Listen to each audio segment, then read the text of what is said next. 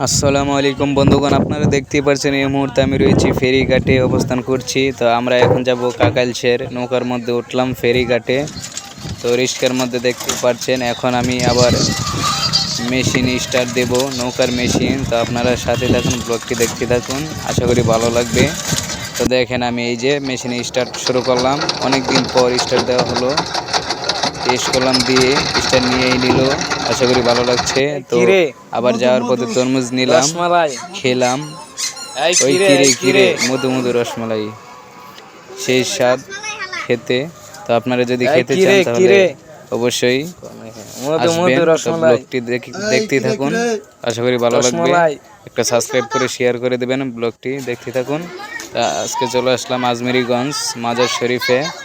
দেখেন এখানে পুকুর রয়েছে মাগুর মাছের, এখানে আবার মাজার শরীফ দেখতে পাচ্ছেন আপনারা। তো জিয়ারত করলাম মাজার শরীফ। ঠিক আছে, আপনারা দেখতেই থাকুন, আশা করি ভালো লাগবে। আরও নতুন নতুন ব্লগ নিয়ে আসতে আপনারা সাথে থাকুন।